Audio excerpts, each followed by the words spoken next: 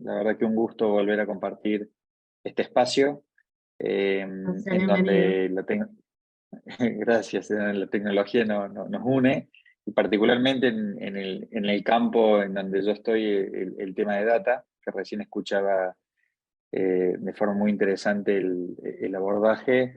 Y la verdad que un poco pensando en la charla, lo que se me ocurrió traer es un poco entender qué es lo que se viene en términos de data analytics y, y básicamente entender en función de cómo están las compañías hoy o las personas que están trabajando dentro de las compañías hoy, acerca de conceptos, metodologías, tendencias, soluciones, prácticas que ya se vienen ejecutando en algunos países más desarrollados y que probablemente en los próximos años en LATAM empiecen a fluir y a traccionar de otra forma. Entonces, la idea es comentarles de algunos disparadores.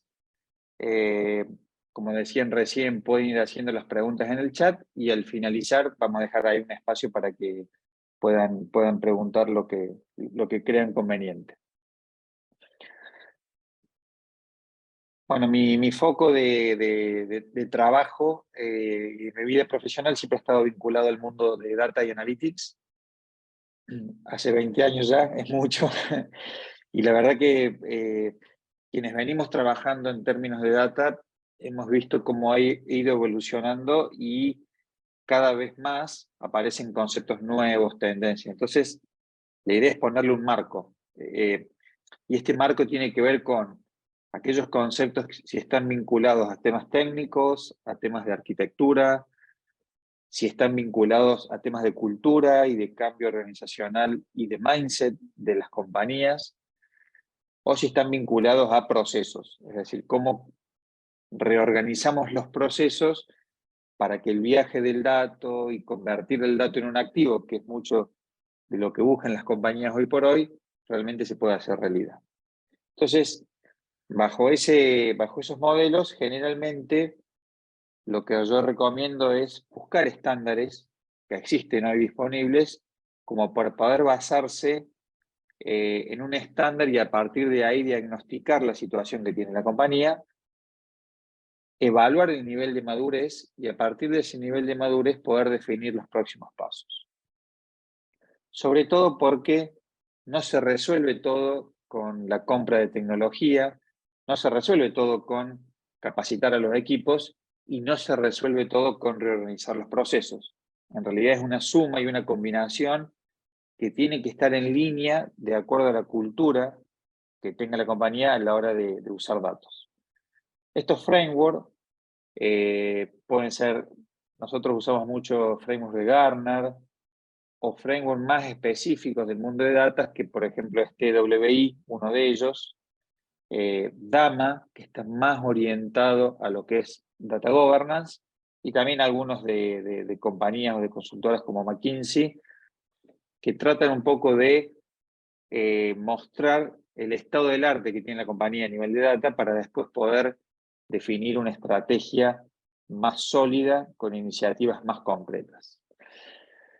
El área de foco que se ha implementado y ha venido en esta post-pandemia en el 2022 es empezar a trabajar, obviamente, con temas vinculados al cloud, alguna adopción de algunas compañías que nace en sistemas transaccionales, pero que también nace en el mundo de data.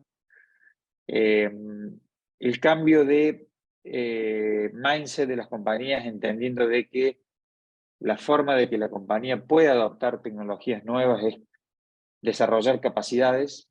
Entonces, a partir de ahí, empezar a definir cuál es el estado actual de mis equipos, cuáles son los roles y en qué tengo que desarrollar capacidades que no son solamente técnicas, sino que también son conceptuales, y definir un modelo operativo, un modelo que un poco trabaje con el ciclo de datos, es decir, va a ser un modelo centralizado, va a haber un área de datos que va a centralizar toda la práctica, va a ser un modelo descentralizado, en donde cada área de negocio va a tener cierta independencia. Entonces, estas cuestiones tienen que estar definidas y tienen que estar implementadas a nivel de política, muy acorde a la cultura de la compañía y muy acorde al estado del arte que tiene la compañía para adoptar esto. Es sumamente importante porque hoy lo que encontramos en las compañías es que muchísimas áreas de negocio están dispersas a nivel datos, a nivel independencia, y existen áreas de datos que centralizan cierta información y existen a su vez áreas de negocio que tienen un silo independiente y que trabajan con sus propias herramientas.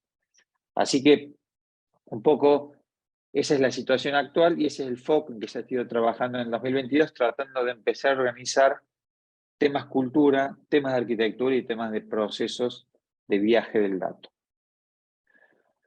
Siempre se habla de 3 avenidas como más importantes. Acá en el cuadro que ven al centro, lo pueden ver más en 4. A mí me gusta hablar de 3. Una está relacionada a todo lo que es cultura, y dentro de cultura yo incluyo también la organización y las personas. Dentro de lo que es cultura, entender dónde va a ir a definirse el área de data, si es un área que va a estar dentro del área de IT, si va a estar dentro de un área de negocio, justificar el porqué y entender a partir de ahí cuál sería la mejor alternativa.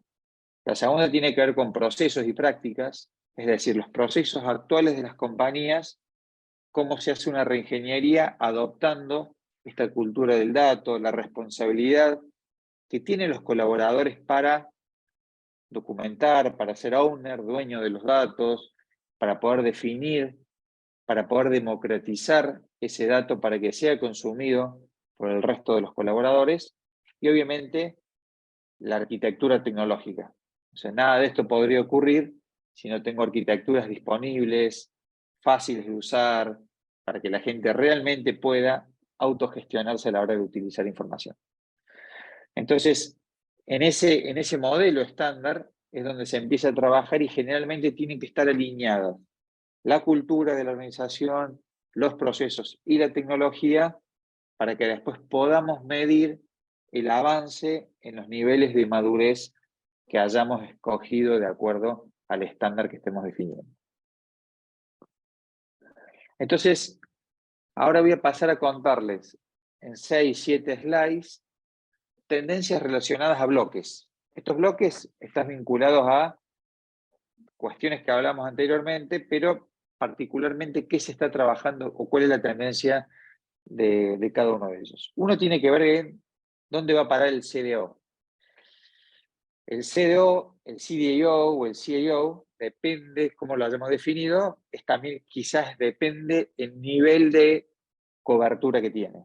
El Chief Data Officer es la figura que hoy se elige con un nivel de C-Level, con un nivel de director a cargo de la estrategia de datos de la compañía. Es un montón ese rol, porque tiene que ver con cómo el dato, a través de todas las áreas de la organización, se activa, genera un activo dentro de la compañía y puede ser consumido.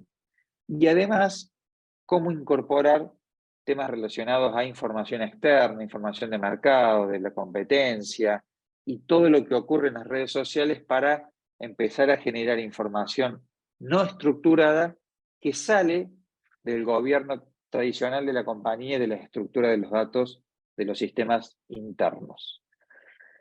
El CDO se le agrega la A porque también incluye lo que es Analytics. En algunas compañías existe el CDO más orientado a la data y después existe un área más vinculado a lo que es Machine Learning y Analytics. Bueno, la tendencia está hablando de un CDO que incluye la práctica de Analytics, es decir, que este C-Level tiene la parte de data y tiene la parte de Analytics también, sobre todo para que la demanda de temas relacionados a analítica, data e información esté bien compensada tanto en lo que es la generación de los datos, la arquitectura, ingeniería, como en la explotación del dato y la generación de modelos de machine learning. Aparece dentro de este rol del C-Level de datos la necesidad de incorporar temas de privacidad y de medir con casos de uso realmente el valor agregado, sobre todo en la práctica de gobierno, que es muy difícil a veces poder monetizarlo, llevarlo a algo tangible. Bueno, a través de esto se trata de trabajar y empezar a crear valor, es decir, dar visibilidad a la compañía de la importancia de datos, siempre y cuando esta compañía no tenga los niveles de suficiente madurez. Hay compañías que son nativas digitales, nativas data-driven, entonces es mucho más fácil la penetración y la incorporación de estas prácticas. Otro vertical tiene que ver con los equipos. En los equipos empezamos a encontrar mayor empowerment en las áreas de negocios. Entonces le pedimos como área de datos al área de negocios que tomen protagonismo y ahí empiezan a aparecer conceptos que probablemente hayan escuchado en algunas charlas porque cada vez se mencionan más, como por ejemplo uno que es Data Mesh, es decir, cómo descentralizo ciertos roles y cómo empiezo a encontrar por dominios dueños de productos de datos, data owner, y eso le da una versatilidad y una flexibilidad al negocio en donde contagio, no soy un área centralizada que defino todo, sino que empiezo a contagiar en las áreas de negocio basado un poco en algún proceso y en alguna metodología. Y además dentro de los equipos se empieza a fortalecer el tema de un concepto que antes lo veíamos solamente y ahora empieza a estar más presente en las compañías, que es el de data literacy.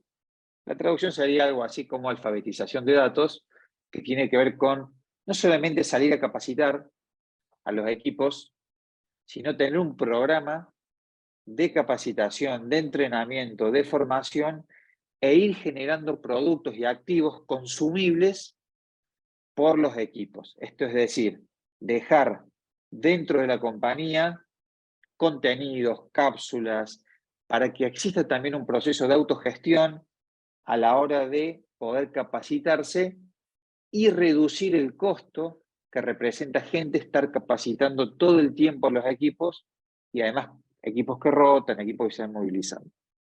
No solamente equipos técnicos, sino todo el negocio. Entonces son programas en donde hay que clasificar a los distintos equipos, clasificar el rol que tienen las distintas personas y los skills para generar un programa que logre evolucionar los skills, los niveles actuales de la compañía. Es un programa iterativo que generalmente se hace una vez al año o 2 veces al año y está enmarcado dentro de una práctica llamada data literacy. Otra tendencia tiene que ver con las soluciones y productos. Los que venimos del mundo de data, en su momento era el Data Warehouse, como la primera versión de lo que es el mundo de arquitectura de datos. Después apareció la segunda generación con lo que es el Data Lake.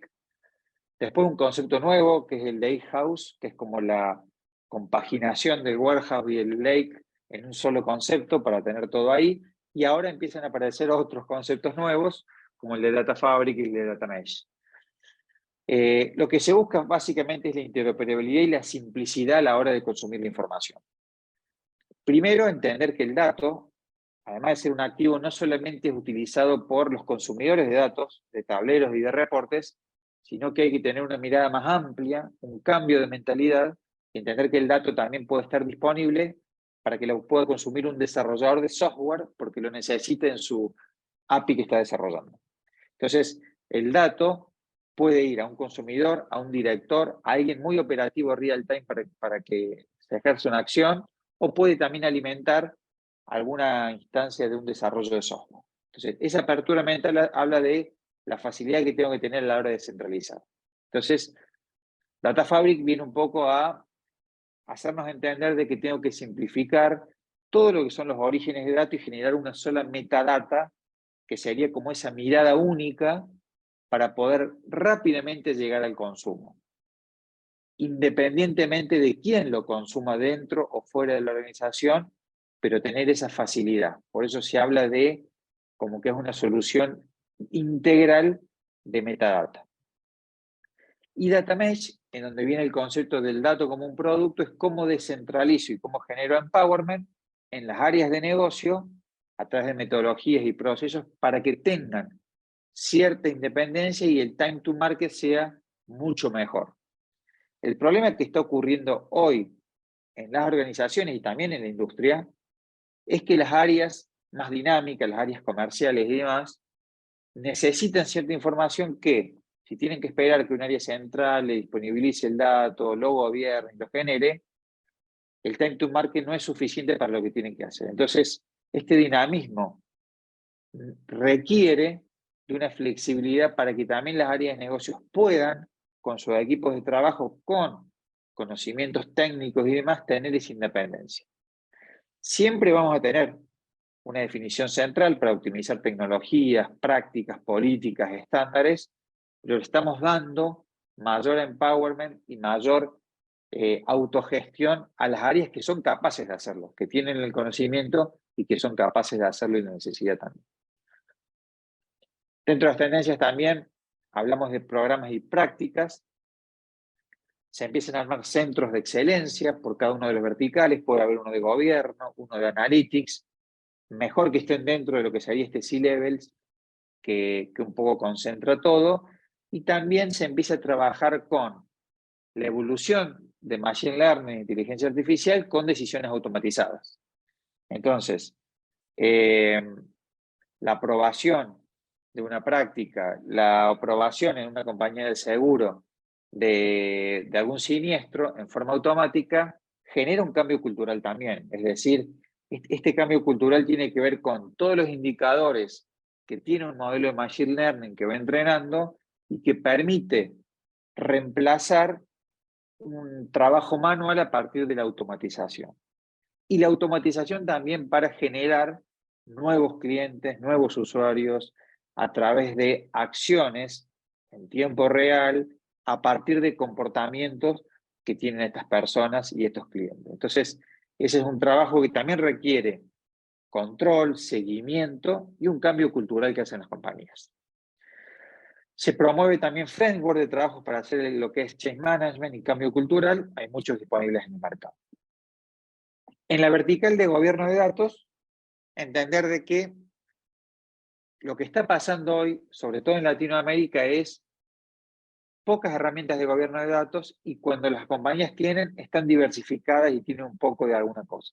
Algunas herramientas que hacen catálogo de datos, otras herramientas que hacen algo de calidad, otras herramientas que tienen algo de metadata, pero lo que va a ocurrir en los próximos años, y es una buena noticia, es empezar a unificar la herramienta de gobierno de datos, porque hoy termina siendo anhelo en algunos casos o solamente un feature determinado en otros casos. Entonces, se va a unificar esto en herramientas un poco más cross de todo el proceso del gobierno de datos, promoviendo todo lo que es catálogos de datos, diccionario de datos, que es el habilitador para la evolución de las compañías. Yo vengo hablando de independencia de las áreas, autogestión.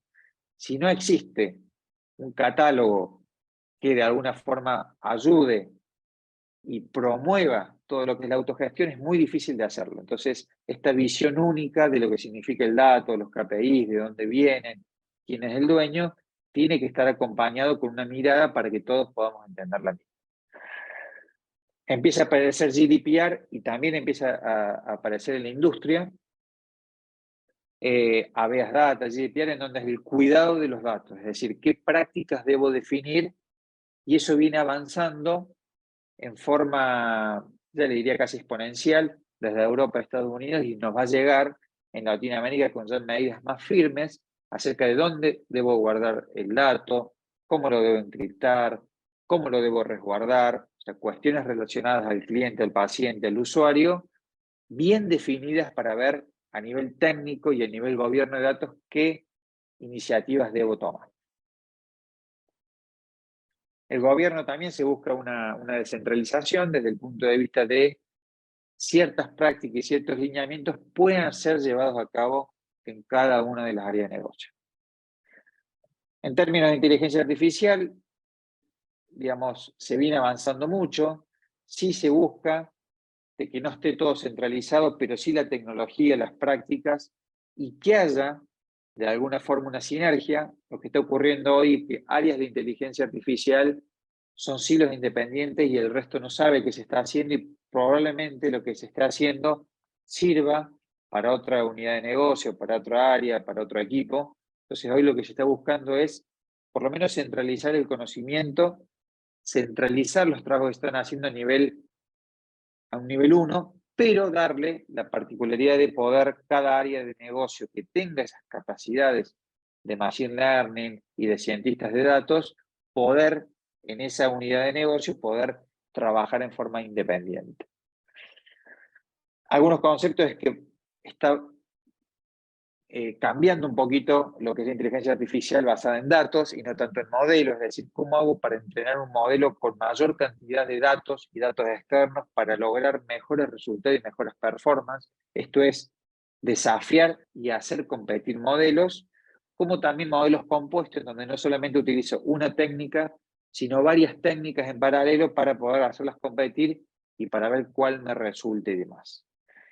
A nivel tendencia tecnológica, cada vez más las herramientas de inteligencia artificial dejan de ser caja negra y están permitiendo que los analistas de datos puedan empezar a entender estos resultados. Es decir, de ser algo bastante técnico, caja negra en su momento, está tratando de democratizar y a partir de herramientas como de AutoML y demás, empieza a darle esa posibilidad al analista de datos tradicional, con algún que otro skill adicional, poder empezar a interactuar con los modelos de Machine Learning y de ciencia de datos.